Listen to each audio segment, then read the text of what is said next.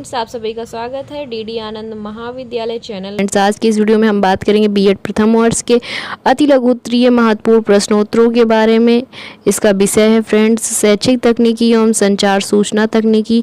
Friends, इसका एक part मैंने पहले ही अपलोड किया है, आप ऊपर आए हुए आई बटन पर क्लिक करके उसको देख सकते हैं। तो चलिए फ्रेंड्स, चलते हैं पहले प्रश्न की तरफ। पहला प्रश्न है, ग्लेसर के बुनियादी शिक्षण प्रतिमान का उल्लेख कीजिए।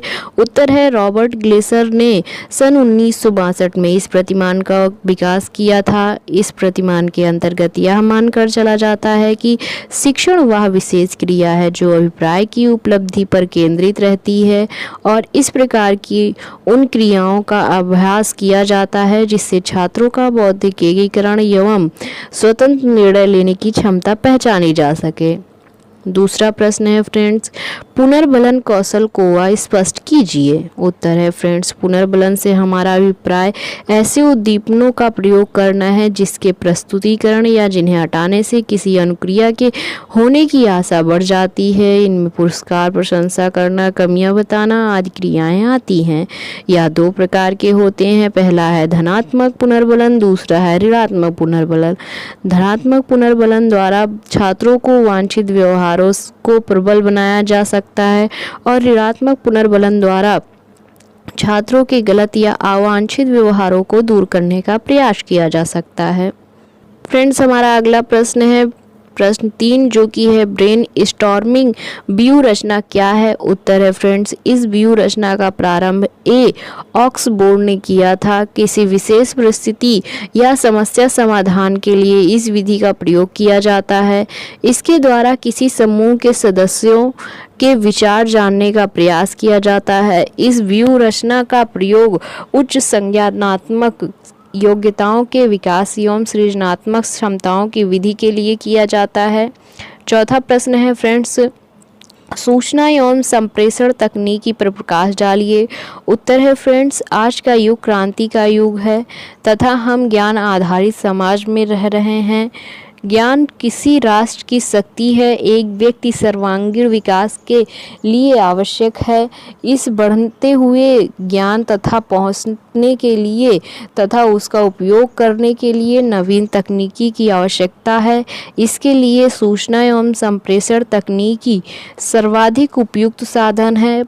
तो फ्रेंड्स, चलते हैं हमारे अगले प्रश्न की तरफ, जो कि है प्रश्न 5, ब्लूम टैक्सोनॉमी से आप क्या समझते हैं। उत्तर है फ्रेंड्स, अंग्रेजी के शब्द टैक्सोनॉमी का अर्थ होता है क्लासिफिकेशन अथवा वर्गीकरण। जब इसका प्रयोग शिक्षा के क्षेत्र में किया जाता है तब इसका तात्पर्य शैक्षिक उद्देश्यों के एक व्यवस्थित क्रम से होता है। इस प्रकार का व्यवस्थित क्रम या वर्गीकरण शिक्षा से संबंधित प्रत्येक प्रकार के व्यक्ति के लिए उपयोगी होता है। यह टैक्सोनॉमी निम्नलिखित 3 प्रकार के सिद्धांतों पर आधारित होती है। पहला है शैक्षिक सिद्धांत, दूसरा है तार्किक सिद्धांत, तीसरा है मनोवैज्ञानिक सिद्धांत। ब्लूम का शैक्षिक उद्देश्य का वर्गीकरण, पहला ज्ञानात्मक पक्ष, दूसरा भावनात्मक पक्ष, तीसरा क्रियात्मक पक्ष। प्रश्न 6 है फ्रेंड्स, ट्यूटोरियल नीति से आप क्या समझते हैं। उत्तर है फ्रेंड्स, व्यक्तिगत एवं सामूहिक दोनों प्रकार के शिक्षण अधिगम में ट्यूटोरियल अनुवर्ग नीति का प्रयोग किया जाता है। इस नीति में संपूर्ण कक्षा को छोटे छोटे समूहों में बांट लिया जाता है। शिक्षक बारी बारी से प्रत्येक समूहों की समस्याओं के समाधान का मार्ग सुझाता है और छात्र जिनके द्वारा सही समाधान करने में समर्थ हो जाते हैं।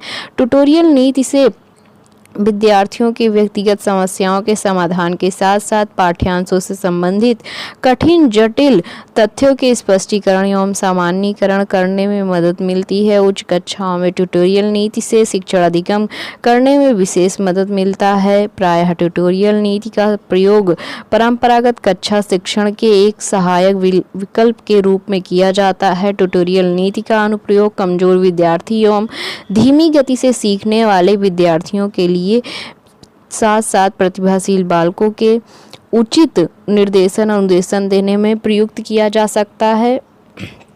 7वां प्रश्न है फ्रेंड्स, सूक्ष्म शिक्षण के लाभ बताइए। उत्तर है फ्रेंड्स, सूक्ष्म शिक्षण के प्रमुख लाभ हैं। पहला है सूक्ष्म शिक्षण से शिक्षण प्रक्रिया सरल होती है। दूसरा है छात्राध्यापक क्रमशः अपने योग्यता अनुसार शिक्षण कौशलों पर अपना ध्यान केंद्रित करते हुए उन्हें विकसित करता है और सीखने का प्रयत्न करता है। तीसरा है प्रतिपुष्टि संपूर्ण तथा सभी दृष्टिकोणों को अंगीकार करती है। चौथा है छात्राध्यापक का वस्तुनिष्ठ मूल्यांकन किया जाता है। पांचवा है मूल्यांकन में छात्राध्यापक को अपना पक्ष रखने का पूर्ण अधिकार होता है और मूल्यांकन चरण में उसे सक्रिय रखा जाता है।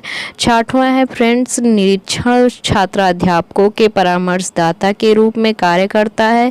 सातवां है यह कक्षा शिक्षण की जटिलताओं को कम करता है। आठवां है यह विधि छात्राध्यापकों में आत्मविश्वास जागृत करती है। नौवां है यह शिक्षण विधि छात्राध्यापक को कम से कम समय में अधिक सिखाती है। 10वां है इस विधि के माध्यम से छात्राध्यापक को विद्यालय में ही सीधा पढ़ाए जाने की अपेक्षा छोटी कक्षा, कम छात्र तथा छोटी पाठ्य योजना से अध्यापन कार्य सिखाया जा सकता है, जो छात्राध्यापक के लिए अत्यंत उपयोगी सिद्ध होता है। 8वां प्रश्न है फ्रेंड्स शिक्षा में कंप्यूटर के उपयोग लिखिए। उत्तर है फ्रेंड्स वर्तमान समय में शिक्षा के क्षेत्र में कंप्यूटर के प्रमुख उपयोग हैं।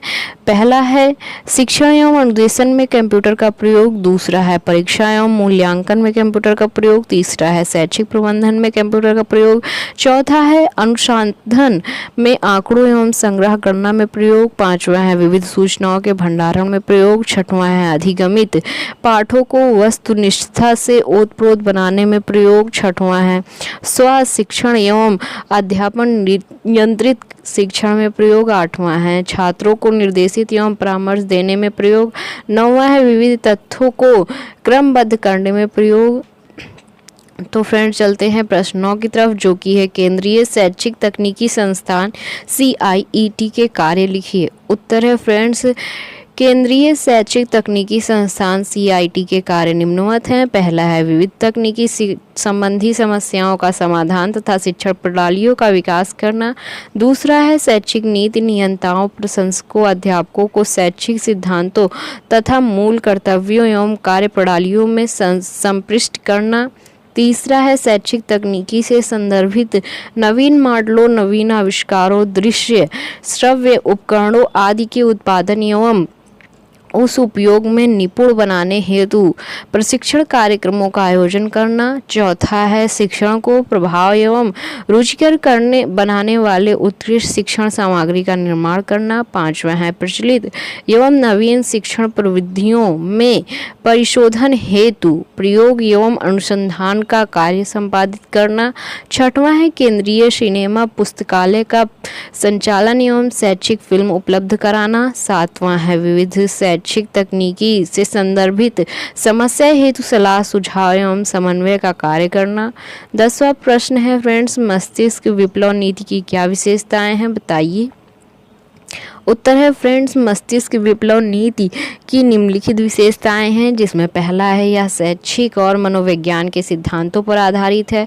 दूसरा है यह भावात्मक एवं ज्ञानात्मक पक्षों के उच्च उद्देश्यों की प्राप्ति में सहायक सिद्ध होती है।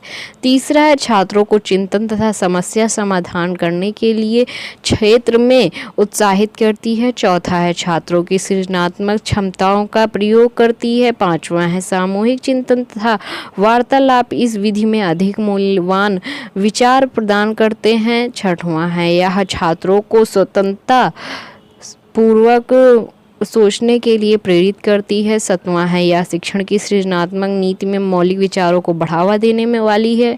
11वां प्रश्न है प्रायोजना के लिए प्रकार बताइए। उत्तर है फ्रेंड्स शिक्षण के क्षेत्र में विभिन्न प्रकार की परियोजनाएं बनाकर छात्रों को सक्रिय ज्ञान प्रदान किया जाता है।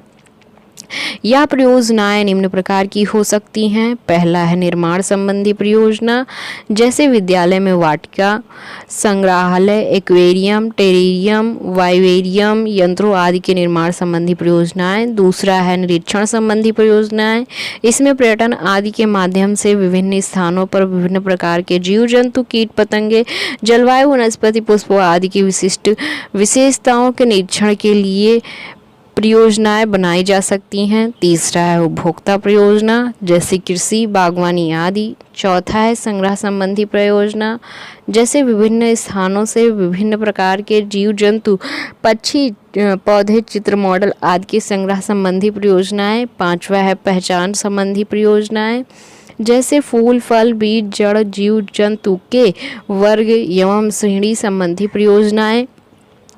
छठवां है शल्य कार्य संबंधी परियोजना जैसे जीव जंतु, जड़, तना, फूल, फल आदि को काटकर उनके आंतरिक अंगों के अध्ययन संबंधी परियोजनाएं। सातवां है समस्यात्मक परियोजना जैसे आहार में सुधार, स्वास्थ्य में सुधार आदि। 12वां प्रश्न है फ्रेंड्स शिक्षण प्रतिमानों की मान्यताएं लिखिए। उत्तर है शिक्षण प्रतिमानों की मान्यताएं निम्नलिखित हैं। पहला है शिक्षण प्रतिमान प्रभावशाली रूप से सीखने के लिए उपयुक्त वातावरण निर्माण करने का एक सबल साधन है। दूसरा है शिक्षण प्रतिमान सीखने के अनुभव के लिए वास्तविक तथा व्यवहारिक रूपरेखा प्रदान करते हैं। तीसरा है प्रत्येक प्रतिमान शिक्षण की सफलता के लिए अनेक शिक्षण नीतियां, विधियों तथा युक्तियों का प्रयोग करता है। चौथा है प्रत्येक प्रतिमान शिक्षक और छात्रों के मध्य अंतः प्रक्रिया बढ़ाने के लिए प्रयत्नशील रहता है और शिक्षण प्रक्रिया को सक्रिय बनाता है। तो फ्रेंड्स आज की इस वीडियो में बस इतना ही। अगर आपको यह वीडियो अच्छी लगी तो प्लीज़ इसे शेयर करें, साथ ही साथ चैनल को भी सब्सक्राइब करें। धन्यवाद।